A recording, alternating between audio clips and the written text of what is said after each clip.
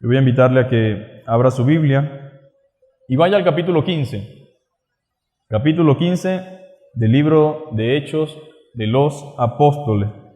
Y estamos, hermanos, estudiando capítulo por capítulo, tratando de llevar texto por texto, con la intención de que todos podamos entender, comprender y a la misma vez aplicar la palabra de Dios. Ese es el propósito, que nosotros podamos aplicar la palabra del Señor. Y vamos a leer desde el versículo 1 en adelante. Dice la palabra de Dios de la siguiente manera: Entonces algunos que venían de Judea enseñaban a los hermanos: si no os circuncidáis conforme al rito de Moisés, no podéis ser salvos. Como Pablo y Bernabé tuviesen una discusión y contienda no pequeña con ellos, se dispuso que subiesen Pablo y Bernabé a Jerusalén y algunos otros de ellos a los apóstoles y a los ancianos para tratar esta cuestión. Ellos pues, habiendo sido encaminados por la iglesia, pasaron por Fenicia y Samaria, contando la conversión de los gentiles, y causaba gran gozo a todos los hermanos. Y llegados a Jerusalén fueron recibidos por la iglesia y los apóstoles y los ancianos, y refirieron todas las cosas que Dios había hecho con ellos.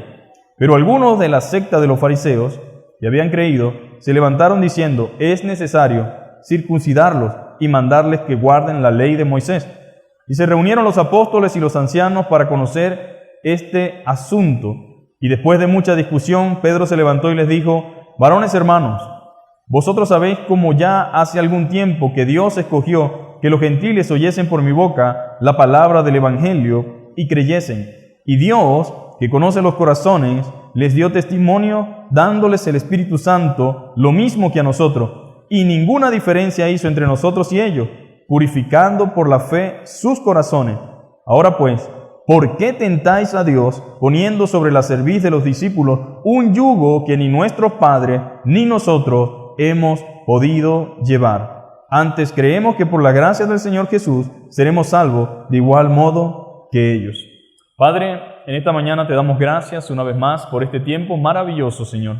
Gracias porque podemos acudir a ti y venir, Señor, delante de tu presencia para interceder, para clamar, y especialmente en esta mañana, de forma específica, oramos para que tú abras nuestra mente, nuestro corazón, para que tu palabra pueda ser usada, Señor, para edificarnos, para mostrarnos, para enseñarnos, para que darnos la capacidad, Señor, de vivir conforme a tu voluntad, Señor. Ayúdanos, Señor. Nosotros necesitamos de ti, Señor. Necesitamos de tu verdad, Señor. Necesitamos de tu Espíritu Santo, Señor. Y permite que todos los que estamos aquí, Señor, podamos poner por obra esta verdad establecida en tu palabra, Señor. En Jesucristo, tu Hijo, te damos toda la gloria y la honra.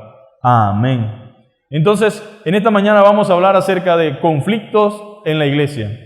¿Cuántos saben que hay conflictos en la iglesia? De algunos se entera y de otros no. Pero la iglesia tiene conflictos.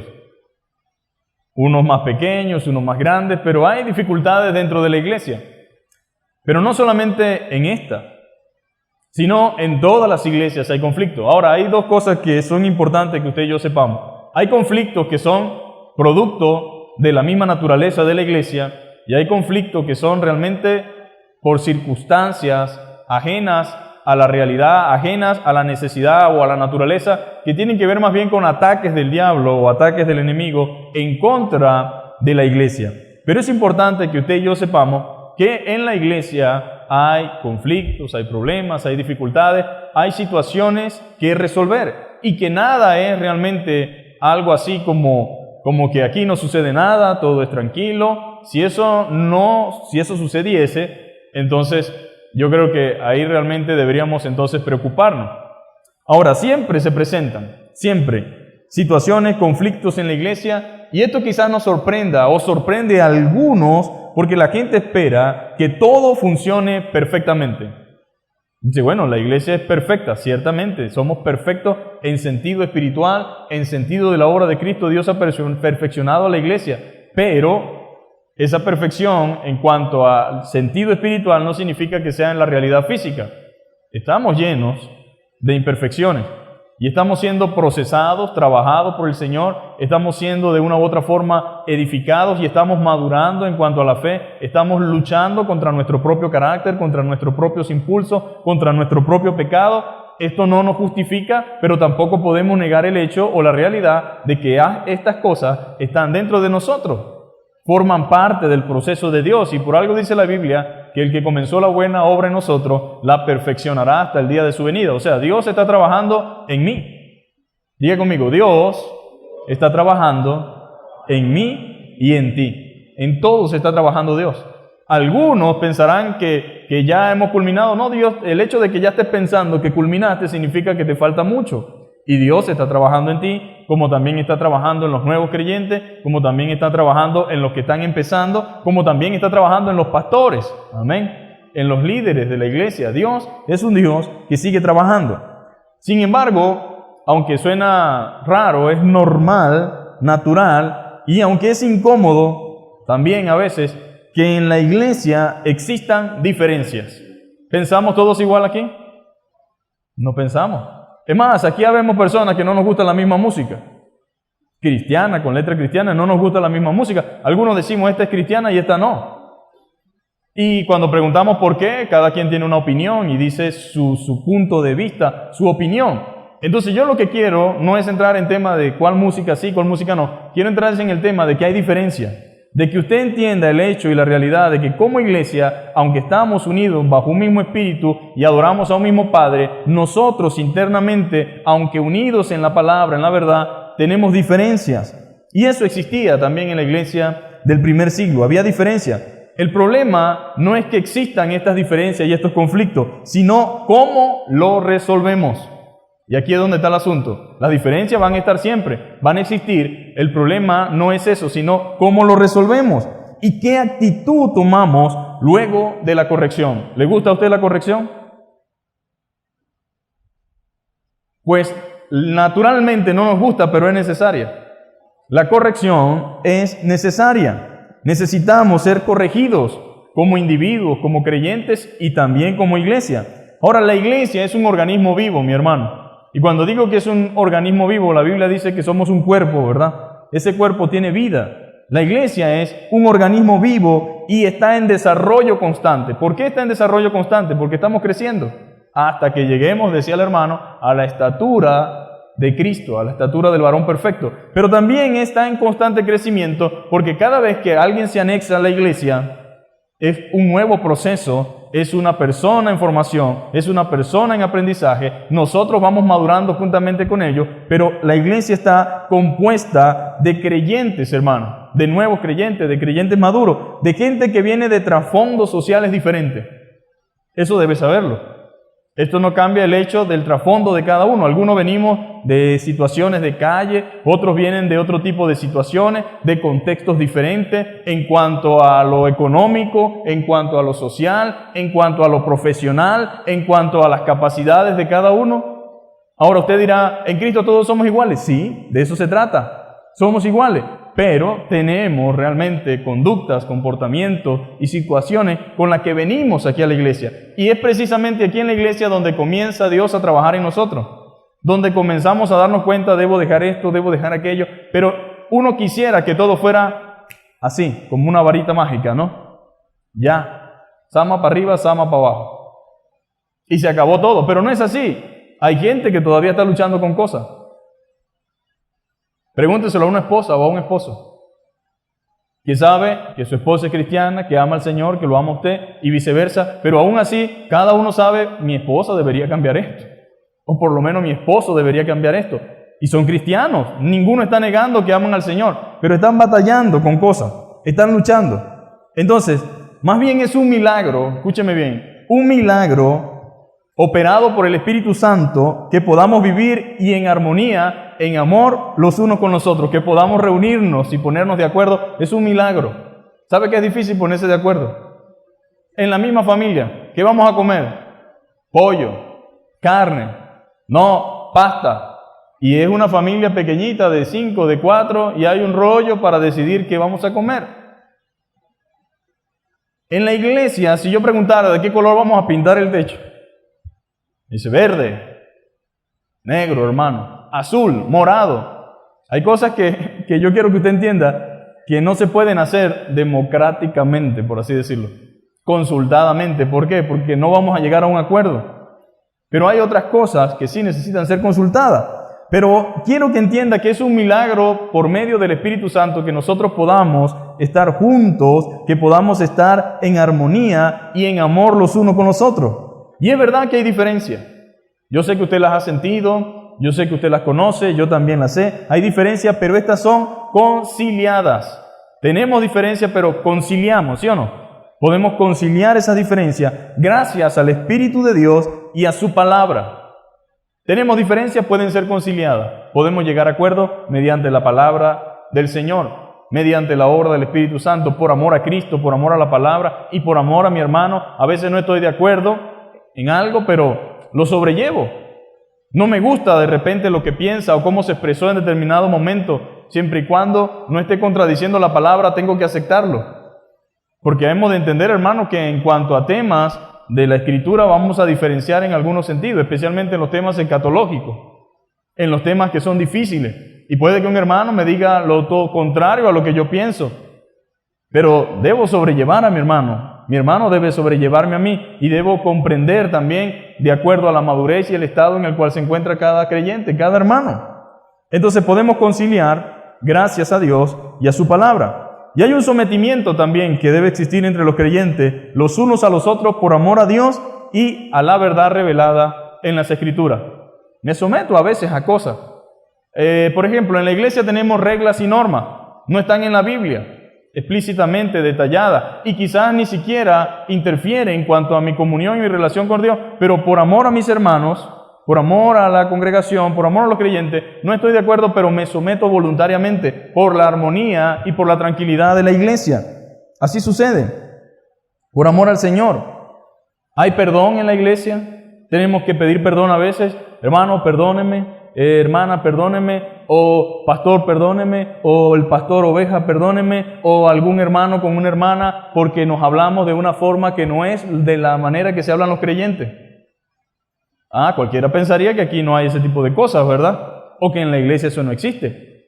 El problema que debe llevarnos a pensar no es tanto que eso suceda, sino lo que sucede después de que eso sucedió. Volví a buscar a la persona, reconsideré que hablé del tono incorrecto, traté de arreglar, de remediar la situación. Bueno, en la iglesia, para que pueda mantenerse, subsistir y crecer, necesitamos entender que debe haber perdón, debe haber reconocimiento de lo que hicimos mal, de lo que dijimos mal. Debe no solamente haber eso, sino arrepentimiento. Debemos arrepentirnos de aquellas cosas que estamos haciendo mal, que hemos dicho y en las cuales hemos ofendido o dañado a algún hermano. Jesús dijo que debemos perdonar. El ofendido debe perdonar y el que ofendió debe pedir perdón. ¿Cuántas veces? Las veces que sean necesarias. Ahora, usted también como hijo de Dios tiene que ser redarguido por el Espíritu Santo. No puedes cometer el mismo error o dañar a la persona de la misma manera todo el tiempo, porque eso también indica algo en ti. Pero sí necesito saber que en la iglesia debe haber perdón, debe haber arrepentimiento, generosidad, tolerancia y amor. La gente tiene problemas con la palabra tolerancia porque piensa que cuando decimos somos tolerantes es que aceptamos o avalamos aquella cosa que es incorrecta. Tolerancia no significa eso. Cuando digo que somos tolerantes me refiero a actitudes que quizás no son correctas, pero no podemos agarrar a una persona y expulsarla de aquí por el simple hecho de que no toleramos quizás su comportamiento o sus expresiones. Hay que corregirle y mientras se corrige debemos ser pacientes. Así es como la iglesia, mis queridos hermanos, ha perdurado en el tiempo, a lo largo de la historia, a lo largo de los años. La paciencia de los líderes y de los miembros es necesaria. Diga conmigo, la paciencia en una iglesia es necesaria. Si no hay paciencia, hermano, no podemos lograr absolutamente nada. Las autoridades puestas por Dios están allí para enseñar y ayudar a solventar cualquier diferencia. Escúcheme bien, las autoridades en la iglesia están establecidas por Dios para ayudar a solventar cualquier diferencia, para corregir cualquier error mediante la palabra de Dios. Ese es el propósito por el cual están los líderes y las autoridades en la iglesia, para corregir cualquier error mediante la palabra de Dios. Y esto fue lo que hizo la iglesia de Jerusalén. Aquí estamos delante de un problema que se generó en la iglesia de Antioquía, que era una iglesia naciente de la iglesia de Jerusalén. Una obra que se había iniciado allá y se había formado una iglesia, ¿verdad? Pero la iglesia de Jerusalén tuvo realmente que corregir, tuvo que instruir, tuvo que enseñar y tuvo que ordenar. algo que estaba mal en la iglesia de Antioquía, algo que se estaba generando. En algunas ocasiones, las situaciones se complican tanto que se tienen que determinar acciones contundentes. Al hombre que causa divisiones después de 1 y 2 amonestaciones, tienes que sacarlo. Esta es la iglesia del amor. El amor nos lleva a eso, mis hermanos, a tomar acción. No, pero es que Cristo es paciente, Cristo es misericordioso. Pero al hombre que causa divisiones, que pone en riesgo a la iglesia del Dios viviente, al hombre que perturba la paz entre la iglesia, se corrige 1 y 2. A la tercera vez hay que sacarlo. Hay que desecharlo. ¿Por qué? Porque él no tiene buenas intenciones. Y si él realmente, después que esté afuera, siente arrepentimiento, puede volver. Y si su actitud ha cambiado, y si su testimonio es diferente, entonces él puede ser admitido nuevamente a la congregación, a la iglesia. Pero en algunas ocasiones las situaciones se complican. Parecieran salirse de las manos, tanto que se tienen que determinar acciones contundentes y estas deben ser llevadas a cabo por las autoridades espirituales establecidas por Dios. O sea, hay problemas que no pueden ser resueltos así sin la presencia, sin la participación de las autoridades que Dios ha puesto en la iglesia. ¿Por qué? Porque la gente puede cometer errores tratando de solventar algo que se le puede ir de las manos, porque no tiene quizás la sabiduría, no tiene quizás el conocimiento, no tiene quizás la experiencia, especialmente en temas en cuanto a doctrina, especialmente en temas en cuanto a lo que las Escrituras dicen. Y eso es lo que yo quiero que usted en esta mañana comprenda. Debemos buscar las autoridades establecidas por Dios para que de manera acertada y prudente, bajo la dirección del Espíritu Santo, definan lo que será mejor para la iglesia y por ende para los creyentes. Para eso estamos aquí, hermano. Si usted cree realmente en el orden de Dios y en lo establecido por Dios y ve la obra de Dios aquí en este lugar, tiene que entenderlo que así lo ha establecido Dios desde el principio. No es que las autoridades son las únicas, porque mucha gente se incomoda y dice, o sea que si no es por ellos, no, yo no me estoy refiriendo a cualquier cosita, si se saca la uña o no, si se arregla un uñero, si de repente se compra un pintalabio, si de repente la camisa es fucsia, yo no me refiero a nada de eso, me refiero a situaciones que llevan así, por así decirlo, que conciernen a la iglesia y que afectan la causa y el nombre de Cristo, como era lo que estaba sucediendo, en este caso en la iglesia de Antioquía. Entonces, bajo la dirección del Espíritu Santo, definan lo que será mejor para la iglesia y por ende para los creyentes. Quizás en su Biblia, en su subtítulo allí, diga el Concilio de Jerusalén. ¿Dice así su Biblia? El Concilio de Jerusalén. Ahora la pregunta es, ¿qué significa eso? El concilio. El concilio, dicen algunos. Pero el concilio y el concilio son dos cosas distintas, ¿verdad? Entonces, el concilio es una asamblea, una reunión de autoridades eclesiásticas para resolver, deliberar o decidir sobre materias doctrinales y de disciplina. Ahora, fíjense qué gran responsabilidad tiene la iglesia y los líderes en los cuales Dios ha puesto en cada una de las iglesias. Es una gran responsabilidad.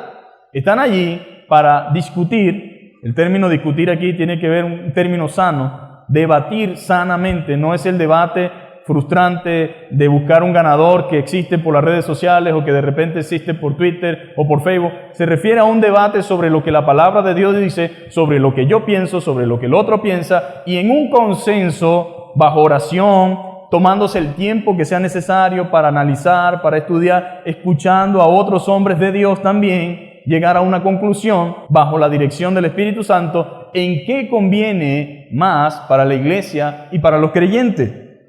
Recordemos que la iglesia es la casa de Dios, mis hermanos. ¿Esta es la casa de quién? De Dios. A veces la gente piensa que la iglesia es la casa de un hombre llamado tal o de una mujer llamada tal. Y hacen lo que mejor les parece, como ellos quieren. Pero realmente esta es la casa de Dios. Aunque Dios no habita en templo hecho de manos de hombre. Pero espiritualmente este lugar, cuando lo dedicamos a Dios para adorar a Dios, Él se pasea en medio nuestro. ¿No dice la Biblia que Él habita en la alabanza de su pueblo? Y dice que donde estamos nosotros, ahí está el Señor. Ahora, esta es la casa de Dios. Y dice la Biblia que es columna y baluarte de la verdad. Pablo escribió a Timoteo para que supiera cómo debía conducirse en la casa de Dios, la cual es columna y baluarte de la verdad. Como iglesia, nosotros debemos ser garantes de la verdad. Debemos defender la verdad, vigilar que la verdad sea promovida, sea proclamada, enseñarla y guardarla. Es el deber de la iglesia también instruir en la verdad, corregir el error, la mentira y el engaño, esclarecer la confusión que algunos pueden tener por no entender. Hay personas que no son realmente maliciosas, simplemente no entienden lo que están hablando y por ende dicen cosas diferentes y cosas que quizás chocan. Pero esa persona, si tiene el Espíritu de Dios, si ama la palabra y ama al Señor y realmente quiere aprender, Dios le va a confirmar su error, le va a mostrar a través de las mismas Escrituras. Entonces la iglesia debe esclarecer que todas estas situaciones, la confusión que algunos pueden tener y reprender a aquellos que enseñan el error voluntariamente. Escúcheme, debe reprender a aquellos que enseñan el error voluntariamente y no aceptan la corrección. Persistimos en el error empedernidamente, obstinadamente y no estamos dispuestos a aceptar corrección de nadie. Esto aquí se refiere, mis amados hermanos, a que nosotros sepamos que como iglesia tenemos el deber y la responsabilidad de corregir a aquellos que voluntariamente persisten en un error, se mantienen firmes en un error. De la manera que alguien se mantiene firme en un error, la iglesia debe mantenerse firme en la verdad. Los apóstoles y los ancianos, de los cuales habla la Biblia, en el capítulo 1 y los versos hasta el 5, se refieren primero a los apóstoles del Cordero y a los ancianos, que estos ancianos aquí tienen que ver con los líderes, o sea, los pastores de la iglesia de Jerusalén. Dice que estos ancianos aquí, de la iglesia de Jerusalén, tuvieron que lidiar contra los judaizantes. Había un grupo que se levantó, ¿con qué? Con una intención, perturbar la obra de Dios, perturbar la vida de los cristianos. Personas que enseñaban algo contrario al Evangelio de la gracia. Y es interesante que en las cuestiones de doctrina se debatieron en base a la palabra de Dios y bajo la dirección del Espíritu Santo. Nunca en cuanto a lo que ellos pensaban de manera personal, sino en cuanto a lo que decían las Escrituras, en cuanto a lo que había enseñado nuestro Señor Jesucristo y bajo la dirección del Espíritu Santo. Los temas delicados deben ser presentados a las autoridades puestas por Dios. Porque si no, entonces caemos en error y en confusión. Cuando la gente comienza a creer que Dios le reveló una doctrina a ellos y no entienden que Dios ha puesto liderazgo, ha puesto hombres y mujeres que han instruido a la iglesia para beneficio de los creyentes y comienza con que a él Dios le mostró y a él Dios le dijo y esas cosas son así y se cierra a escuchar, esa persona está en peligro. No solamente él, sino su familia y no solamente su familia, sino los que están a su alrededor. Entonces deben ser presentadas a las autoridades puestas por Dios, especialmente cuando estos son ejemplos de piedad, sabiduría, entendimiento de las Escrituras, de oración y justicia, que sabemos que no apoyarán algo en base a beneficios, sino en base a la voluntad de Dios. ¿Por qué decidieron llevarlo a la iglesia de Jerusalén? Porque allá estaban los apóstoles, quienes habían estado con el Señor. Allá estaban quienes recibieron directamente de Dios la tarea y la comisión. ¿A dónde más iban a ir? Yo no voy a llevar mi televisor a Hyundai si es Sony. No voy a llevar mi vehículo a manos de un carpintero, sino a un mecánico. Ahora, la iglesia entendía, los hombres que saben de esto están allá. No es que son los únicos, pero era el principio de todo, el fundamento de todo. Ellos son los que van a decirnos acertadamente qué debemos hacer en este caso particular. Ahora, usted debe ver el valor que tiene la iglesia. La iglesia no es el lugar a donde yo voy o donde yo pido quizás una opinión porque, bueno, quiero saberla nada más. O sea, la iglesia cumple una función, hermano. La iglesia está establecida por Dios y tiene autoridad de parte de Dios. No yo como hombre, no yo en mi propia naturaleza, no yo en mi opinión personal, sino la iglesia a través de sus siervos que hablan conforme a la palabra de Dios. Entonces, en primer lugar, lo primero que podemos ver es que tenemos un problema. ¿Cuál era ese problema? Estaban poniendo condiciones para la salvación. Lea su Biblia ahí en el capítulo 15, verso 1. Dice lo siguiente: entonces algunos que venían de Judea ni siquiera eran de allí. Guardados de los falsos maestros. Hay gente que está sanita hasta el día que entró un tipo por allí, por esa puerta y predicó y ese día la iglesia cambió para mal. Le metieron gato por liebre. Vinieron de parte de Dios, venía de no sé dónde, había andado por 300 ciudades, llegó y dio una enseñanza y se volvió un problema internamente dentro de la iglesia. Bueno, esto estaba sucediendo. Estos hombres no eran de Antioquía, habían venido de Judea. ¿Y sabe qué hicieron? Llegaron y enseñaban a los hermanos. ¿Cómo puede alguien que no sea autorizado por la iglesia o recibido por la iglesia enseñar a los hermanos? No porque creemos que él tiene, porque tiene don, porque no. Aquí dice la Biblia que ellos llegaron y entraron y dice, y comenzaron a enseñar a los hermanos, si no os circuncidáis conforme al rito de Moisés, no podéis ser salvos. Estamos hablando de la eternidad, hermanos. Estamos hablando de algo serio. Estamos hablando del tema fundamental, vertebral de la iglesia, la salvación. Si usted pone en duda la salvación ofrecida por Cristo, si usted enseña otra cosa que no se conforma a las Sagradas Escrituras, Pablo decía, si viene un ángel del cielo y les enseña un evangelio diferente al que nosotros les hemos enseñado, sea maldito, es un anatema, no viene de parte de Dios, no puede venir de Dios porque está contradiciendo la enseñanza de Cristo. Ahora uno dice, ¿qué pasa con nosotros que estamos rebajando los estándares de Dios, verdad? Y aceptamos cualquier falacia, cualquier blasfemia, cualquier cuento, cualquier mentira y creemos que viene de parte de Dios solo porque alguien dice que viene de parte de Dios. Juzguen las cosas conforme a la palabra de Dios. Entonces estaban diciendo, o mejor dicho, estaban aseverando y poniendo condiciones para la salvación, diciendo, si ustedes no se circuncidan, entonces no pueden ser salvos. Ahora imagínense eso, una persona nueva, empezando en Cristo, alguien le dice, tienes que cortarte el prepucio para que entonces puedas ser salvo. Pero la contradicción venía, pero Pablo no nos enseñó eso. A nosotros nos enseñaron otra cosa. Estaban confundiendo a los nuevos creyentes gentiles, diciéndole que si no se circuncidan, no podían ser salvos.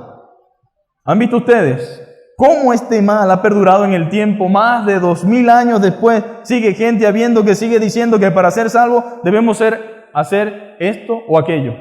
Eso no se ha acabado. Por eso la Biblia es viva y eficaz y es vigente. Sigue habiendo gente en el 2021 en distintas partes del mundo enseñando que para ser salvo tienes que hacer esto o aquello. Sí es por gracia, sí es verdad, Dios te salvó, pero igual tú tienes que hacer esto o aquello. En pocas palabras, ellos decían, sí, ustedes creen en Jesús, ok, eso es necesario y eso es realmente importante, pero si no se circuncida, le tengo mala noticia, no son salvos. ¿Cómo? Yo quiero ser salvo. Yo quiero ser salvo de verdad, pero si alguien me dice, lo que pasa es que tú para ser salvo tienes que tener esto, tienes que ponerte esto, tienes que caminar así, tienes que ir así. Entonces ya la salvación no es por gracia, sino por obras. Ahora, pastor, ¿está enseñando a usted que yo soy salvo y no importa lo que haga? No. Si usted es salvo, tiene una nueva vida en Cristo y vive de una manera diferente. La forma en que yo sé que usted es salvo es por su modo de vivir. Las cosas viejas pasan, aquí todas son hechas nuevas. Pero eso no indica que para que usted realmente pueda decirle a alguien que para ser salvo, o mejor dicho, cuando usted le dice a alguien que para ser salvo tiene que hacer algo, usted está quitando los méritos de Cristo, está quitando lo que Él hizo en la cruz y está ofreciéndole otra vía. Y eso no es aceptable de acuerdo al apóstol Pablo y de acuerdo a la palabra de Dios. Entonces, después de 2000 años, sigue habiendo gente que sigue diciendo que para ser salvo debemos ser esto y aquello. O sea, para que la gente sea salva, no era suficiente la fe en Cristo según estos maestros que habían venido de Judea. No, eso es muy fácil, dice la gente. Ay, sí, qué chévere. Crees en Cristo y eres salvo. Y la gente lucha con eso.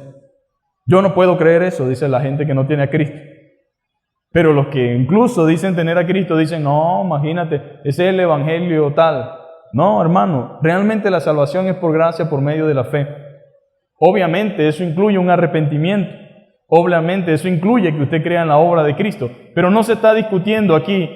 El tema aquí esta mañana es cómo podemos nosotros creer o permitir, al igual que estos hermanos en Antioquía, que bien preocupados tuvieron que ir a Jerusalén a aclarar las cosas, que nuestra salvación depende de si nos circuncidamos o no. Por lo menos yo no estoy circuncidado.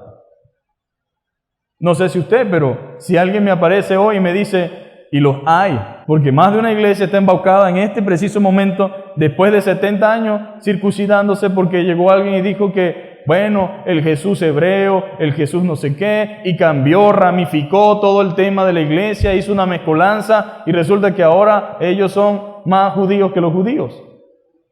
Pero dicen mesiánicos. Dicen mesiánicos. Bueno, la Biblia dice que nosotros no podemos volver atrás. Es más, no hace falta volver atrás. Si tú has puesto tu confianza en Cristo por la fe y has aceptado el hecho de que lo que representa la cruz y has reconocido que eres un pecador y le has aceptado como tu Salvador, tú no necesitas realmente circuncidarte.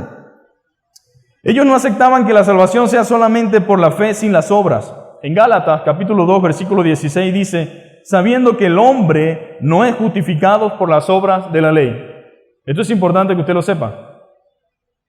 Lo que tanto peleaban ellos y enseñaban ellos, Pablo dice, el hombre no es justificado por las obras de la ley, sino por la fe en Jesucristo. ¿Cómo se justifica usted? ¿Cómo me justifico yo? Por la fe en Jesucristo. Nosotros también hemos creído en Jesucristo para ser justificados por la fe de Cristo y no por las obras de la ley. Por cuanto por las obras de la ley nadie será justificado. Cualquiera que confía en la ley para salvarse no será justificado. En Santiago capítulo 2 versículo 10 dice, porque cualquiera que guarde toda la ley, pero ofendiere en un punto, se hace culpable de toda la ley, o sea, de todos los demás. No sirve guardar 9 y uno no, no sirve guardar 4, pero eso es como exagerando. Pero la pregunta es, ¿guarda la gente realmente completamente la ley? No, pero eso es la ley ceremonial. No, ni una ni la otra. No la guarda. Y si confía en su propia fuerza y capacidades, entonces no entiende, por demás murió Cristo. Entonces, Cristo vino realmente porque el hombre no podía salvarse a sí mismo. Nadie había guardado la ley. Si hubiese gente que hubiese guardado la ley, que hubiese cumplido al pie de la letra, Cristo no hubiese tenido necesidad, porque Él diría, todos pueden guardarla. Pero la gracia de Dios se manifestó en el hecho de que, no pudiendo nosotros cumplir la ley, Cristo se hizo maldición para que nosotros tuviéramos bendición. La Biblia dice, porque Él dijo, no cometerás adulterio también, en el verso 11 del 10 del capítulo 2 de Santiago. No cometerás adulterio, también ha dicho, no matarás. Ahora bien, si no cometes adulterio, pero mata, ya te has hecho transgresor de la ley. Eso es lo que dice la Escritura. Pero si vamos a Gálatas capítulo 3, desde el versículo 23 hasta el 25 nos encontramos con lo siguiente. Pero antes de que viniese la fe, estábamos confinados bajo la ley, encerrados para aquella fe que iba a ser revelada. ¿Cuál? La fe de Cristo, ¿verdad? El 24 dice, de manera que la ley ha sido nuestro ayo. La ley sirvió para algo, simplemente. Fue nuestro ayo para llevarnos a Cristo, a fin de que fuésemos justificados por la fe. Un ayo es un tutor, un maestro, un guiador. La ley te guiaba. ¿Qué te mostraba la ley? Tu miseria. ¿Qué te mostraba la ley? Tu constante falla, tu constante falta, tu necesidad de la intervención de Dios. Por eso fue tu maestro, fue tu ayo, para que vieras a Cristo. Pero parece que cuando vieron a Cristo se taparon los ojos, ¿no? Y dice a fin de que fuésemos justificados por la fe. Pero venida la fe, ya no estamos bajo el ayo, ya no estamos bajo la ley. Los creyentes gentiles, mis queridos hermanos, aprendieron que la salvación es por gracia, por medio de la fe, y no por méritos ni por obras. Esos judaizantes pretendían que la gente que creía en Cristo se circuncidaran. Ahora, hay muchos también en este tiempo. Hay muchos por allí, diciéndole a la gente que se circunciden. Los problemas de antaño siguen siendo los mismos de ahora, aunque usted no lo crea. Cualquiera diría, no, ya eso pasó.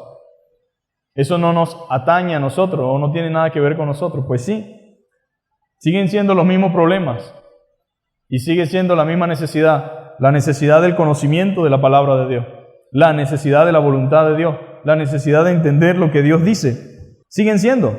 Por eso nosotros debemos decir, gracias Señor por su palabra. Gracias por las Escrituras. Amén.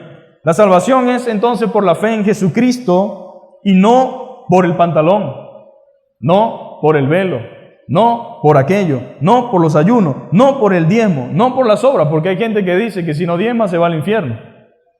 Se pierde. Hay gente que dice que si no viste así, entonces se pierde. Yo recuerdo una vez que estaba con mi suegra y mi esposa, y fuimos a ver a un famoso predicador y casualmente las únicas que tenían pantalón eran ellas porque acababan de salir del trabajo y bueno, estaban en pantalón sentadas atrás. Y él dijo lo siguiente, él estaba contando lo que Dios le había dado cuando lo llevó al infierno y dice, y vi cómo las mujeres caían en el infierno, una tras otra, y le pregunté, ¿por qué, papá? Y papá me dijo, porque ese es el tema, papá me dijo, por el pantalón. No era su cochino corazón, no era su pecado constante, sino la prenda de vestir las llevó al infierno. Ahora pregunto, ¿cuántas Jezabel no existen detrás de una falda? Detrás de una fachada se esconde un hombre o una mujer perversa. ¿Cuántos estafadores con corbata y saco y corte de niño Jesús han hecho y han cometido los crímenes más atroces? Pero el error nuestro es que como iglesia hemos creído y hemos aceptado ciertas ideas. Ahora, yo quiero aclarar, yo no me refiero a que esto se tenga que convertir en un relajo. O que el pastor dijo que la presencia no es importante. Nadie puede venir en franelillas con sus axilas peludas y pararse aquí y predicar. Es una falta de respeto. No me refiero a eso. Lo que quiero es que no confundamos, porque suele la gente confundir dos cosas. Legalidad con orden. La gente dice, son muy religiosos, todo es muy sincronizado, todo tiene un orden. Esa gente no le da libertad al Espíritu Santo, porque la gente ha entendido que según una persona que es ordenada o una persona que tiene un orden, es una persona legalista y una persona religiosa. Son dos cosas muy distintas. El legalismo y el religioso es muy distante de lo que es una persona que tiene un orden. Ahora, la iglesia necesita orden, eso siempre ha sido así. Pero no puedo confundir religiosidad, legalidad con orden. Son dos cosas totalmente distintas. Ahora, no estoy diciendo que el hombre o la mujer deben perder el pudor y el decoro. El decoro y el pudor deben estar siempre con nosotros. Si usted es una hija de Dios, si usted es un hijo de Dios, tiene que saber que tiene que tener decoro, prudencia, que tiene que ajustarse a las circunstancias, a la realidad. Pero me refiero a esa idea mentirosa de que si usted entonces no tiene esta actitud, esta vestimenta, entonces usted se va al infierno. Usted se va al infierno por no creer en Cristo. Dice, el que cree en el Hijo tiene la vida, pero quien rehúsa creer no verá la vida, sino que la ira de Dios está sobre él. Nadie puede decirle a una persona y manipularle diciéndole, no has dado el diezmo, te vas para el infierno. No ofrendaste, entonces has perdido la vida eterna. Es una manera de manipular a la gente. Y de esa forma han conseguido muchas personas, por ignorancia algunos, estar en estas cosas. Y otros, sabiendo que no es así, persiguen y persisten allí porque les da beneficios, les genera resultados, pero están realmente próximos a caer en las manos del Dios vivo. Y Pablo quería que la iglesia entendiera las cosas como son, que comprendieran. Entonces, pretendían que la gente pensara y creyera que si no se circuncidaban, no iban a ser salvos. Pero mucha gente sigue haciendo hoy lo mismo, sigue en lo mismo. Y por eso nosotros damos gracias a Dios porque tenemos la palabra. La salvación es por la fe en Cristo y no por lo demás que hemos hablado. No es por obra. Usted no debe someterse a ningún requerimiento externo para ser salvo o para que otros lo acepten como salvo. Porque bien, bueno, ahora hay otro problema. Para que tú creas que yo soy un hermano o soy salvo, tengo que convertirme en lo que tú tienes en la mente como un creyente. Si no me ves de esa manera, yo no soy creyente. Pero yo no puedo juzgar a una persona en base a lo que veo a primera vista. Hay cosas que evidencian, que dan testimonio. Dice, el Espíritu Santo da testimonio a nuestro espíritu de si somos hijos de Dios. Pero la gente ahora implementa que si yo no tengo la apariencia externa o no tengo, por así decirlo, la imagen que Él espera de mí, entonces Él define si yo soy un creyente o no. Pues no debe permitir usted eso, amén. O por lo menos no debe tomarse eso a pecho, porque hay mucha gente acongojada. Hay mucha gente que anda afligida, triste, mal, porque otros piensan que él no es creyente. Porque sus líderes o porque los que están al frente en su iglesia lo maltratan verbal y psicológicamente usando la palabra de manera inapropiada, de manera incorrecta para hacerle sentir mal, para traer confusión a su mente. Entonces la salvación, mis queridos hermanos, hay que decirlo, no es basado en estas cosas que comúnmente la gente usa. Pablo no lo soportó. Vamos a ver qué dice la Biblia. En el capítulo 15, verso 2, como Pablo y Bernabé tuviesen una discusión y contienda no pequeña, o sea, esto no puede ser, dijo Pablo. Así no son las cosas. ¿Qué pasa con ustedes? ¿Cómo ustedes van a venir aquí a perturbar a esta gente, a dañar la paz que hay aquí en la congregación, trayendo sus mentiras y sus engaños? ¿Qué les pasa a ustedes? Yo vengo de allí, yo viví eso. Yo fui esclavo de eso. Yo perseguí la iglesia por eso. Yo los buscaba, los traía, los metía preso. Yo fui instruido bajo los pies de Gamaliel. Yo era un fariseo. Yo era una persona que estaba muy avanzada en cuanto a mis contemporáneos y era más celoso que mis padres. Ustedes no me pueden venir a decir a mí que eso es necesario. Cuando Cristo me hizo entender a mí que yo tenía celo, pero no conforme a ciencia, estaba equivocado. Ustedes están enseñando una herejía, una mentira. Están torciendo la palabra. Están torciendo las escrituras.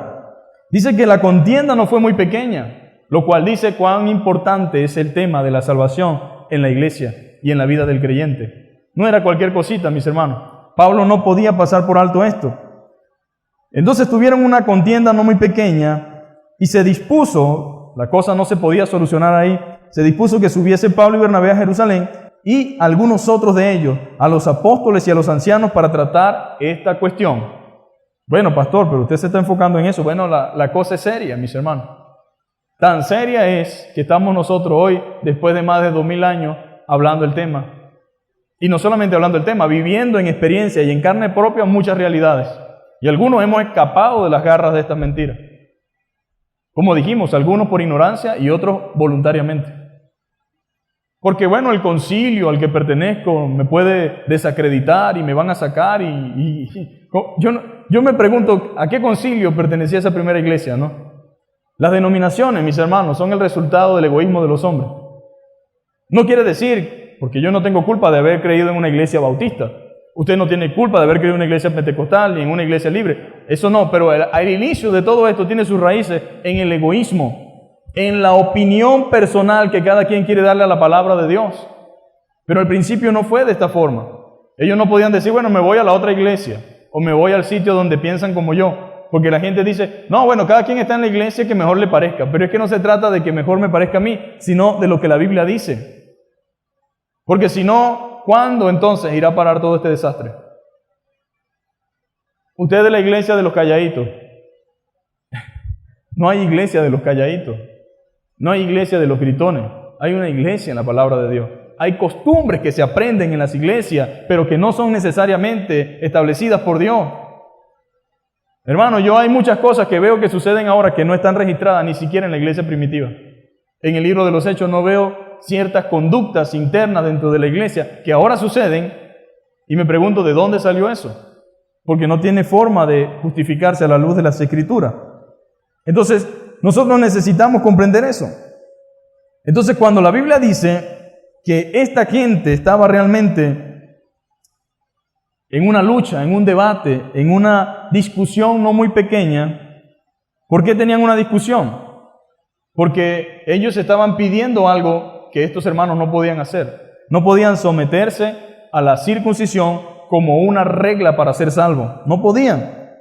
Usted es salvo por lo que Cristo hizo, mis amados hermanos, y por lo que la Biblia dice. Por más nada. Entonces estas cosas, cuando escucharon Pablo y Bernabé estas cosas, iniciaron una discusión con justa razón. Ahora, entiéndame algo. Hay momentos en los cuales hay cosas por las cuales no vale la pena discutir. ¿Usted cree que va a pasar por la gran tribulación? ¿Usted cree que el milenio ya empezó? ¿Usted cree que el milenio no ha empezado? Bueno, si queremos hablar podemos hacerlo. Pero si yo opino diferente, no voy a entrar en un debate. Hay cosas que la gente no entiende y a veces dice, pastor, ¿qué piensa usted? ¿Por qué usted no dice nada? Porque yo no voy a entrar en un debate con alguien que ya de por sí está convencido de que es así. No voy a entrar en un debate en ese momento porque no va a beneficiar nada, ni él va a cambiar su opinión respecto al tema en ese preciso momento, ni es el momento adecuado. Ahora, si alguien habla de la salvación y ataca la salvación por la fe, por la gracia, en el momento que sea, donde quiera que me encuentre, pues va a tener que escuchar lo que la Biblia dice. Y si persiste y persiste y persiste, pues lo lamento, pero debemos, a la luz de la Escritura, tomar una acción. No porque yo quiera, porque yo quizás pueda ser la persona más tranquila posible, pero hay cosas en las cuales se necesita y se requiere comenzar a accionar. y Bernabé no podía quedarse callado, Pablo no podían quedarse callados, y tenían una justa razón, amén. Tenían una justa razón. Pablo conocía muy bien la ley, pero entendió por la gracia de Dios que no podía ser salvo por medio de la ley. La cosa es que la situación ameritaba una solución. Todo problema, diga conmigo, amerita una solución. Nosotros no podemos sentirnos orgullosos por ser una iglesia que discute y pelea. A mí eso no me gusta.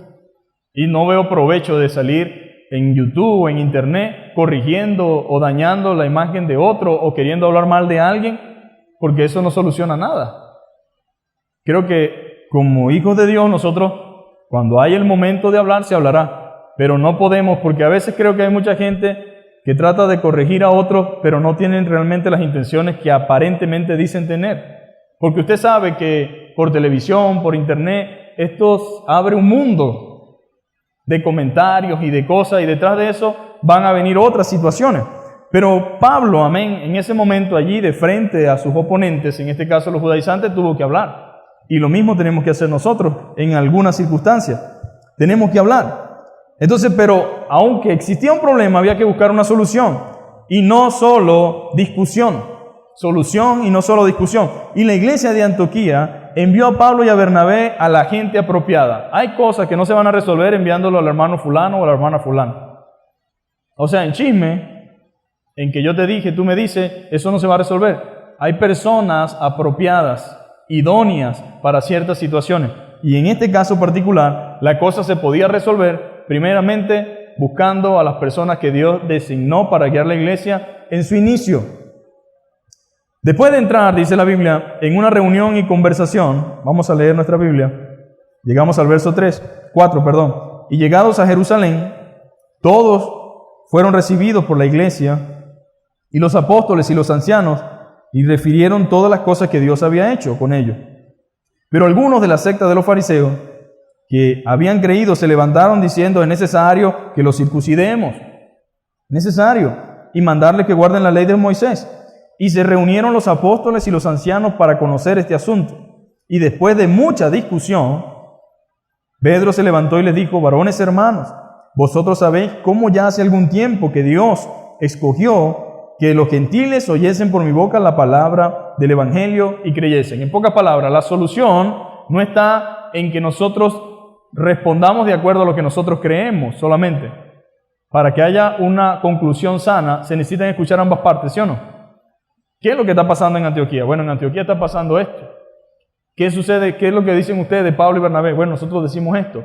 Y consultas, amén, para ver exactamente, porque un error que cometemos muchos de nosotros es empezar a hablar sin conocer realmente lo que está pasando.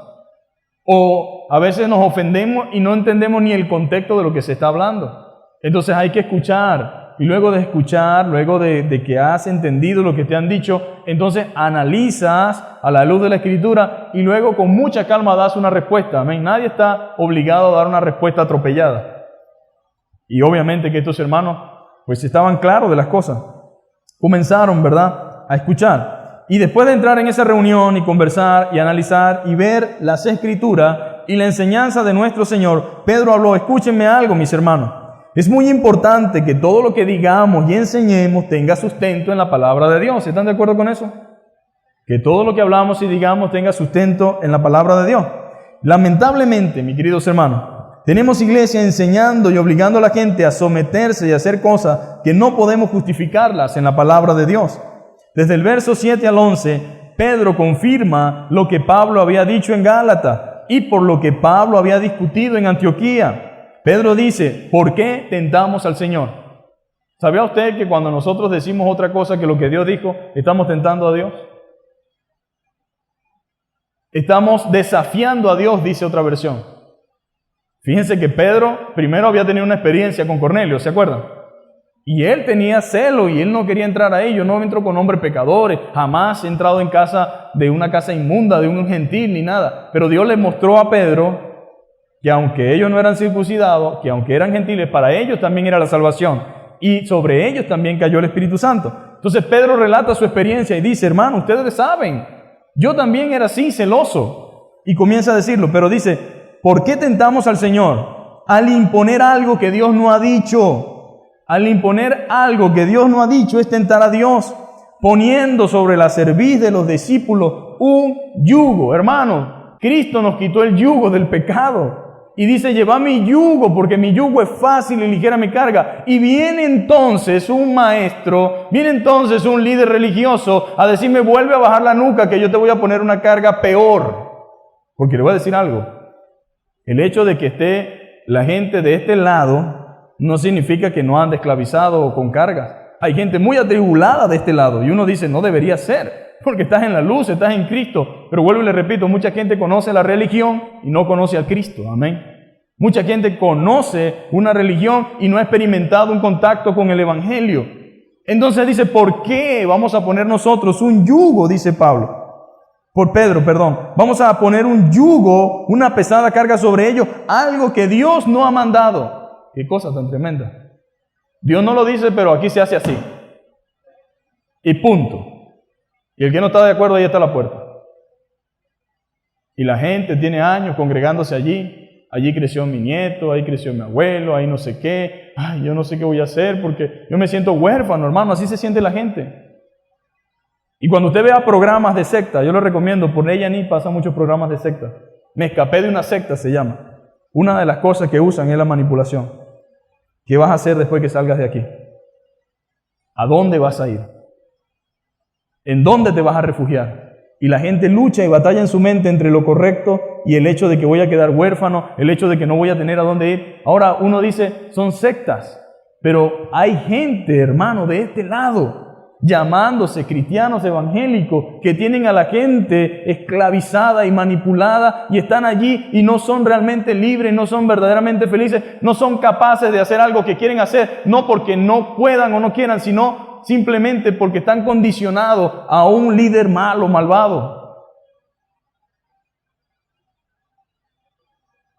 Pero eso existe y está dañando gente, dañando familia, porque entonces una persona que está involucrada en una iglesia no está sola, sino que está su esposo, está su familia, están sus hijos, observando y viendo las cosas.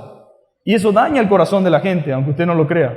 Y Pablo dice, ¿por qué ponemos un yugo pesado, Pedro?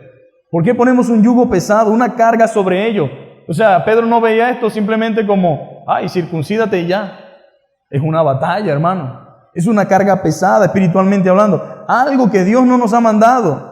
Ahora, ve cómo el hombre, mi querido hermano, impone cosas que Dios no ha dicho. El hombre pone cosas que Dios no ha dicho. Otra versión dice, ¿por qué desafían ustedes a Dios cuando enseñan a la gente cosas contrarias a la palabra? Dios nos guarde, amén. Enseñar una cosa contraria a la palabra. Desafiamos su autoridad cuando enseñamos eso. Y estamos en problema porque nos convertimos en tropezadero de la gente e impedimos que lleguen al Evangelio. Uy, Dios mío. Estamos siendo un estorbo en la obra de Dios. Estamos perjudicando espiritualmente a la gente. Estamos dañando sus vidas, estamos dañando sus corazones, estamos dañando su mente. Y es tan problemático esto que la gente tiene problemas incluso en el matrimonio. Tiene problemas incluso en la educación de sus hijos. Tiene problemas incluso en el desarrollo de su familia. Tienen un joven pelotero, un futbolista, y la gente religiosa pierde la oportunidad de que esa persona llegue. Porque todo, a veces la gente dice, no, pero es que eso es malo, eso es un deporte y él se va a alejar de Dios. ¿Por qué? Si ha creído en Cristo y tiene a Cristo en su corazón y ama al Señor, y si Dios le ha dado la facultad y la capacidad, pero por la religiosidad, dice, no, usted no puede practicar eso, eso no es un deporte de cristiano. Trabajos, personas que han perdido los mejores años de su vida porque religiosamente, no voluntariamente, y lo peor de esto es que viven con la tristeza en su corazón. Ay, yo pude haber sido. O sea, porque una cosa es que usted por convicción y bajo dirección de Dios, Dios le diga, no hagas eso. Bendito sea Dios, obediencia, ¿verdad? No lo hago. Pero otra cosa es que yo queriendo hacer algo, no lo pude hacer porque me impusieron, me obligaron, me manipularon sin ningún texto bíblico, sin una enseñanza de la palabra, que yo no podía hacer eso. Es tremendo, mis hermanos. Tropezadero de la gente. Por la cantidad de dogmas y normas que hacen de la vida cristiana una carga que esclaviza, aunque esa no es la voluntad de Dios. Dogmas, dogmas, dogmas, dogmas, dogmas, dogmas. ¿Qué es un dogma? ¿Pueden haber dogmas buenos? Sí. Pueden haber dogmas malos, muchísimos, malos. Dañan, no ayudan a la gente a crecer espiritualmente. Y una cosa que me preocupa es que toda esta gente son excelentes religiosos, legalistas, pero no son espirituales. Son carnales. Porque eso te conlleva a llevar una vida. ¿Viste? La falda está por encima de la rodilla. Mira, se plancha el pelo. Se pintó, hija del diablo. Y en su corazón deseando pintarse. Porque si usted no quiere pintarse, gloria a Dios. Pero queriendo pintarme el pelo, critico al que se lo pinta. Y anda con su mente y con su corazón allí endurecido, criticando, termina el culto, llegan a la casa y viste las hijas de fulano, mundanas, esas no son cristianas, bien embraguetadas con sus pantalones. De verdad que te digo sinceramente, y hoy hay que decirle al pastor que no pase más nunca a cantar fulana, porque mira, ella dice que no se pintó, pero yo le vi canas el otro día. Yo le vi canas, ella dice que no, pero sí tenía y no tiene ahorita, se las pintó. Y así vive la gente, hermano, en chisme, en mentira, en engaño, en envidia. Hermanos, eso no es libertad. Eso no es el evangelio. Esa no es la vida cristiana. Pero así vive un montón de gente, mis queridos hermanos. Habrá quien es más maduro entre ese grupo que disfruta la vida cristiana, tal vez sí. Pero le digo con sinceridad, mucha gente está allí, hermano, literalmente no disfrutando el evangelio, sino esclavizado. Siguen allí esclavizados. Pedro sigue diciendo, me parece hipocresía, y esto es importante, no lo dice textualmente, pero él está hablando allí. Dice, me parece hipocresía poner esas cargas que ni nuestros padres, ni nosotros hemos podido llevar. Ah, qué chévere, ¿verdad? De aquí para allá mandamos un montón de cosas y de allá para acá no pasa nada. Andamos atacando a la gente por esto, por aquello, porque tú, y ustedes deben así. Y aquí usted ve cómo los hombres se gozan hablando aquí de las mujeres y de cómo deben vestir y de qué deben hacer. Y hablando y diciendo todo lo que se nos viene a la mente de la misma naturaleza nuestra pecaminosa. Algunos hablan de pornografía siendo pornógrafos. Algunos hablan de santidad viviendo impíamente. Hipocresía, hermano, hipocresía. ¿Y sabe por qué es hipocresía? Porque cuando usted pretende llevar una vida en su propia fuerza, llevar una vida de santidad en un ritual y en un cumplimiento constante, usted fracasa. ¿Sabe por qué? Porque Pedro no dice, nosotros sí la cumplíamos. Después de tener a Cristo en su corazón y después de haber entendido estas cosas, Pedro tuvo que concluir, ni nuestros padres ni nosotros la hemos podido llevar. ¿Por qué entonces queremos que la gente viva de una forma en que nosotros no vivimos? Dice Pedro. Ahora se destapó la mentira, ¿no? Porque algunos decían que sí vivían la ley, que sí la cumplían, pero Pablo dice, por las obras de la ley ningún ser humano podrá ser justificado. ¿Por qué? Porque no hay quien la cumpla. Y Pedro dice, dejen la hipocresía. ¿Por qué vamos a poner esas cargas que nuestros padres ni nosotros hemos podido llevar? Es cierto que lo hemos intentado y nos hemos esforzado, pero fracasamos, mis hermanos. En uno o en otro fracasamos. Seamos sinceros, no hemos podido cumplir, nunca hemos cumplido todas esas cosas. Pero creemos que somos salvos, dice Pedro, por la gracia del Señor, al igual que ellos. Les guste o no, ellos son salvos por la fe, igual que ustedes, igual que yo. Luego Jacobo, el pastor de la iglesia en Jerusalén, dijo, no molestemos, en el verso 19, no molestemos, no inquietemos, no impongamos a los convertidos gentiles ningún sometimiento o carga. Vamos a decirle que se porten o que se aparten de la contaminación, de los ídolos, de la fornicación y de ahogado de sangre, y esto porque los beneficia a ellos y también es testimonio a causa de los hermanos débiles y para que pueda existir armonía y compañerismo entre las congregaciones. No coman carne, sangre de ahogado. ¿Por qué? Porque todos sabemos, en el día de hoy nadie come sangre, muy poca gente. Pero el pollo que usted se come, incluso cuando tiene sangre usted ve los moretones y todo lo que implica eso y no es saludable. Entonces Dios en su sabiduría les prohibió eso y no es que la iglesia estaba volviendo a la ley, sino que miren, no es sabio, se van a enfermar, no coman eso. Segundo, no coman en los sacrificios a los ídolos, no porque de repente usted compró la carne y no sabía que era sacrificado, sino porque eso se hacía una celebración primero. O sea, quería que usted se tenía que hacer partícipe de eso, y aún con su conciencia clara de que había sido dedicado a un Dios pagano, usted lo comía. Y el que no conocía a Cristo lo veía ahí y decía, bueno, ¿cuál es la diferencia? Obviamente las fornicaciones también tenían que apartarse de todo eso. Entonces estas sabias palabras les parecieron bien a todos los involucrados en la reunión y enviaron una carta junto con una delegación para esclarecer, escuche bien, el problema. Y en el verso 24 dice que se aclara que habían unos que perturbaban la iglesia y eran falsos maestros. Vamos a ver qué dice el verso 24. Ya estamos terminando, mis hermanos. Verso 24 dice lo siguiente. Por cuanto hemos oído, dice la carta que enviaron, que algunos que han salido de nosotros, escuche bien, a los cuales no dimos orden, os han inquietado con palabras, perturbando vuestras almas, mandando a circuncidarnos y que guarden la ley.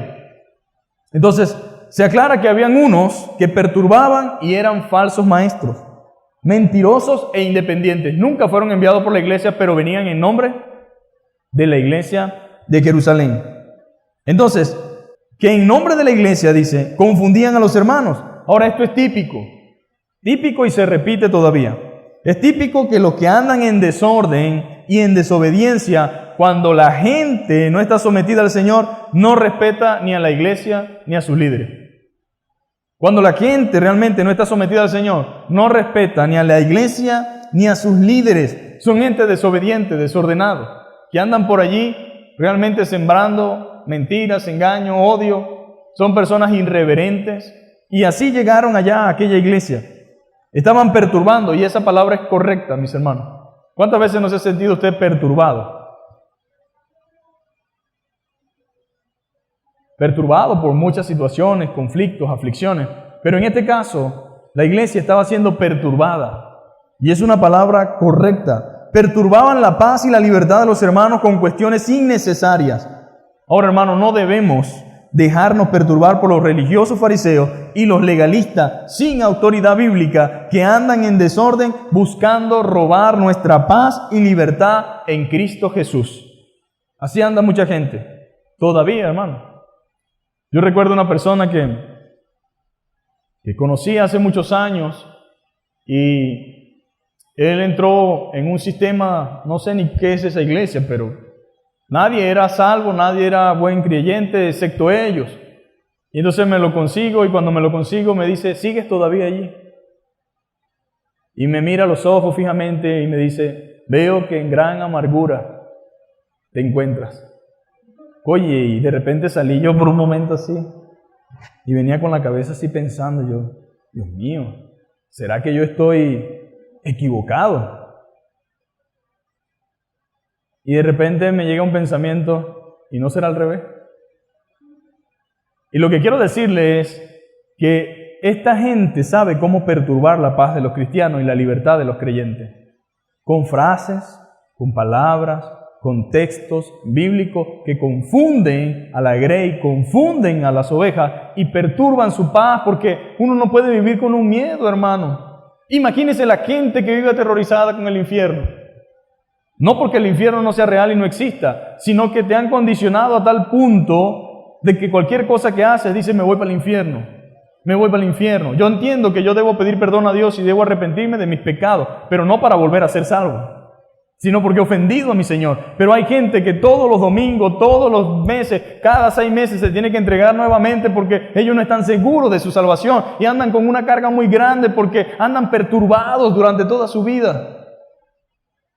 Ahora, yo no pudiera ni quisiera estar en esos zapatos ni vivir de esa manera. Y los hermanos aquí dicen, el mismo Jacobo, que era el pastor de la iglesia en Jerusalén, ustedes han recibido por una gente que nosotros ni le ordenamos ni lo mandamos, están siendo perturbados, están siendo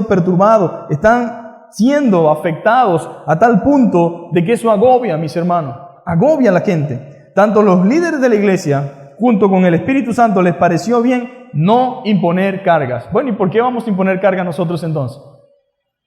Entiéndase, carga aquí cualquier cosa que no tenga que ver con la palabra de Dios. ¿Por qué vamos a imponer carga? Una cosa es lo que Dios exige y otra cosa son las pesadas cargas que los hombres de manera egoísta imponen. Ayunos a los cuales no asisten. ¡Qué maravilla! La iglesia tiene que ayunar, pero yo no voy. Y si no ayunan, los pongo en disciplina. Si no ayunan, no cantan y yo nunca voy al ayuno. Eso es chévere, ¿no? Tienen que ayunar y un mensaje y les doy, bueno, pues los trillo con la palabra y les digo de todo. Ayunen, flojos, sinvergüenza, impíos, mundanos. Lunes, martes, miércoles, un ayuno de 12 días. Sí, el que no venga entonces está en disciplina. Y el hombre no va al ayuno. Eso es abuso, hermano. Abuso. Ahora, no quiero decir, ni quiero que piense que yo estoy diciendo que el ayuno es pecado o es malo. No. Siempre y cuando se haga de la forma correcta y con la actitud correcta, gloria a Dios. Pero estoy hablando de las pesadas cargas que imponen a la gente. Le imponen pesadas cargas. Egoísta. En obediencia al Señor, mis queridos hermanos, las autoridades de la iglesia decidieron no poner carga a los hermanos y pregunto, ¿por qué entonces muchas veces las iglesias queremos imponer pesadas cargas sobre la gente? La Biblia dice al final del verso 19, pasadlo bien. Santiago le dice, pásenlo bien, hermano, paz. Quítense ya esa angustia que los aflige. Quítense ya esa perturbación del alma. No oigan ni crean esas mentiras. Sean libres en el Señor. Pásenlo bien. Al final pone eso, mis hermanos. Y esta gente había sido realmente afectada y perturbada por los falsos maestros. En vez de disfrutar el evangelio, sentían una fuerte presión interna. ¿Qué me voy a poner hoy? Me van a ver.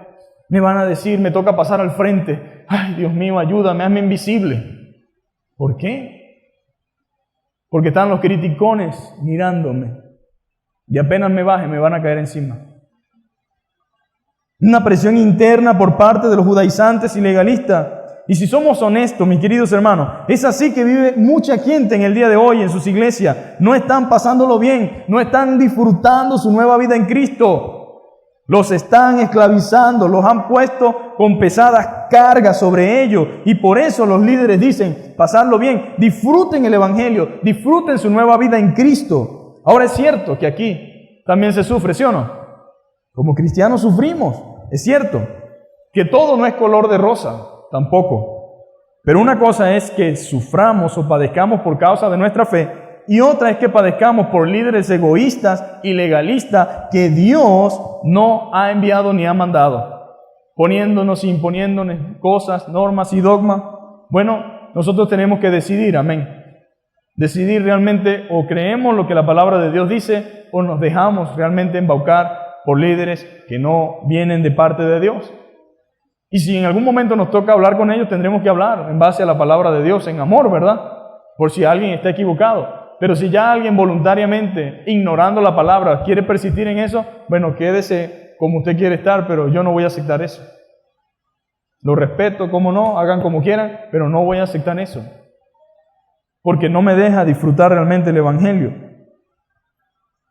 ¿Y sabe cómo sé yo que estos hermanos la estaban pasando mal? En el verso 31 dice lo siguiente: y habiendo leído, o sea, la carta más los hermanos que enviaron, dicen, la cual se regocijaron por la consolación. Hubo gozo, mis hermanos, y consolación al escuchar la palabra de los pastores y los apóstoles de Jerusalén. Sus almas fueron consoladas. Yo no sé si usted ha sentido eso cuando a usted se le aclara el panorama sobre un punto y sobre un tema, que uno siente como que te quitan un peso de encima. ¡Ay, gracias, Señor! Estaba angustiado, estaba afligido, eso me tenía la cabeza así, pero estos recibieron consolación. Recibieron consolación y hubo regocijo por la verdad. El pueblo se alegró porque pudieron ser consolados y libres de las acusaciones de los judíos. Qué cosa tan maluca cuando la gente anda con el dedo así, señalando todo el tiempo. Señalando. Alguien dice que cuando uno hace así también. El dedo que acusa para allá, acusa para acá. Pero hay gente que anda en eso, mis amados.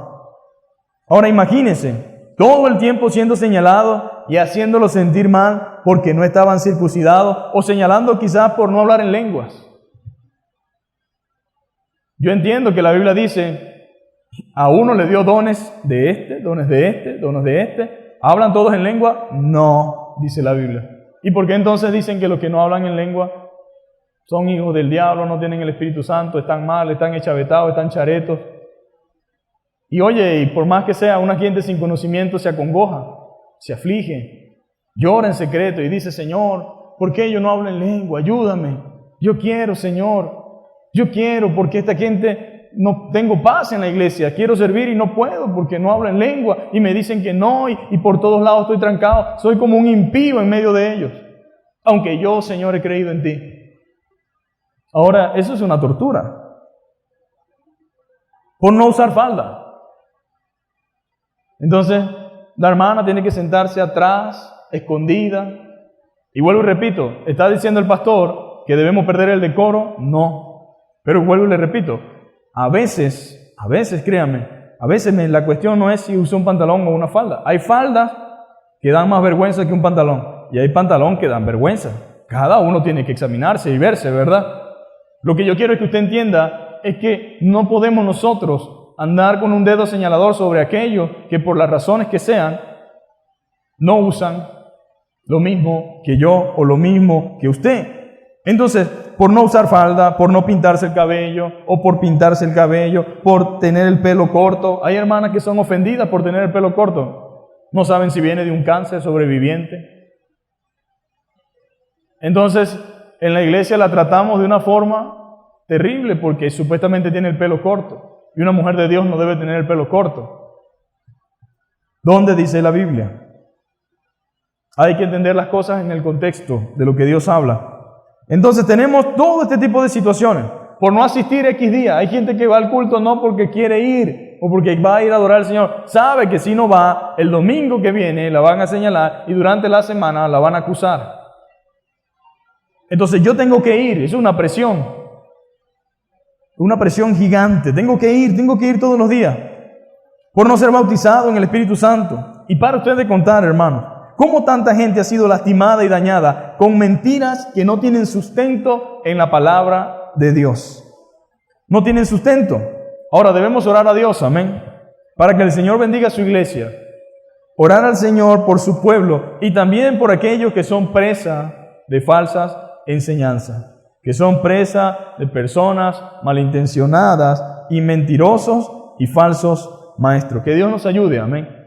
Como iglesia, como pueblo de Dios, vamos a ponernos sobre nuestros pies, vamos a despedirnos con oración.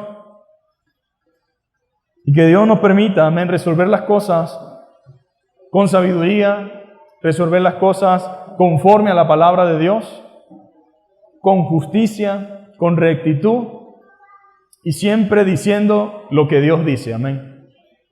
Siempre diciendo lo que Dios dice. Tal vez usted en algún momento de su vida fue una de estas personas.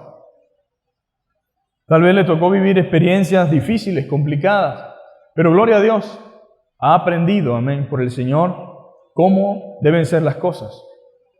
Damos gracias a Dios por eso, porque lo hemos podido entender. Pero también es cierto que hay mucha gente, como lo hubo en este entonces, quiero aclarar aquí habían judíos judaizantes, porque eran enemigos de la cruz de Cristo, y había aquellos que era lo único que conocían y estaban convencidos que esto era así. Pero no quiere decir que todos los que intentaban decir esto o enseñaban lo contrario, querían realmente hacerlo con malas intenciones. Era una lucha, una batalla.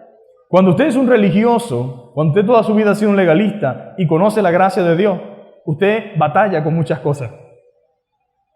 Y pasa un tiempo en el cual tiene que ir aprendiendo, tiene que ir creciendo y de repente ve cosas y le da por pensar, ay Dios mío, eso es pecado, y de repente dice, ay Dios mío, perdóname. Ayúdame, Señor, es verdad lo que tú dices, es verdad lo que dice tu palabra. Si usted experimenta eso, diga, gloria a Dios. Gracias, Señor, porque tú me estás enseñando y me estás formando y estás trabajando en mí. Es lo que queremos, es lo que deseamos, avanzar hacia la madurez y vivir en la libertad que Cristo nos ha dado, mis hermanos. Vivir verdaderamente en la libertad que Dios nos ha dado. Solamente, como decía Pedro, que no usemos la libertad como pretexto. Amén. Esa es la única condición. Padre, en esta mañana te damos gracias, Señor.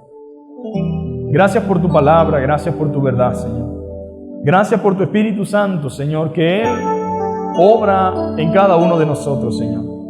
Gracias porque este concilio, Señor, es un ejemplo, Señor, de cómo resolver conflictos y dificultades dentro de la iglesia, Señor. Pero también es un ejemplo de humildad, Señor, de parte de ellos, Señor. De parte de la iglesia de Antioquía, Señor. De recibir, de escuchar, de ir al lugar apropiado, de reconocer que a veces no tenemos respuesta para ciertas situaciones, Señor. De reconocer que a veces es bueno, Señor, ir delante, Señor, de las personas que tú has puesto en la iglesia, Señor. Padre, te pedimos que bendigas, Señor, nuestras vidas espirituales, Señor. Queremos agradarte a ti, Señor. Pero a veces agradarte a ti significa que no agradamos a los hombres, Señor. Bien decía Pablo, Señor, que si él quería agradar a los hombres no sería siervo de Cristo, Señor. Porque tenía enemigos, Señor. No porque hiciera las cosas mal, Señor, sino porque había quienes no querían que las cosas cambiaran, Señor. Los cambios, Señor, cuando vienen de ti son para bien, Señor. Permite que nosotros tengamos cambios en nuestra vida, reformas internas, Señor, reformas espirituales, Señor, producidas por tu Espíritu Santo para bien y para gloria de tu nombre, Señor. Quita de nosotros, Señor, cualquier sistema, cualquier pensamiento, cualquier idea egoísta, Señor, Padre, egocéntrica, Señor, legalista, que entorpece tu obra, que impide el avance, que impide el crecimiento, que impide, Señor, la formación, Señor, nuestra como buenos hombres, como buenas mujeres, Señor. Padre, y ayúdanos, Señor. Ayúdanos, Señor, a quebrar yugos y no a poner yugos, Señor amado. Ayúdanos juntamente con tu Espíritu y tu palabra a cooperar, Señor, en liberar a tanta gente esclava y presa de mentira y de engaño, Señor. Y nunca más, Señor, poner yugo sobre los que tú has liberado, Señor. Oh Padre, gracias por Pedro, por su valentía, Señor, por reconocer que ni él ni sus antepasados, Señor, cumplieron la ley, Señor. Padre, pero bendito seas tú, Señor, que te hiciste maldición por nosotros, Señor. Que tú, Padre Santo, tomaste ese lugar que a nosotros nos correspondía, Señor. Y por tu gracia, Señor, y por tu misericordia, Señor, hoy podemos decir que somos salvos, Señor, mediante la fe, Señor. Y como dice tu palabra, ninguna condenación hay para los que están en Cristo Jesús, Señor. Los que no andan conforme a la carne, Señor, sino que han muerto, Señor, Padre, a sus pasiones, Señor. Padre, que podamos, como Pablo, decir: con Cristo estoy juntamente crucificado, y ya no vivo yo, mas vive Cristo en mí. Dios les bendiga, mis hermanos, y les guarde.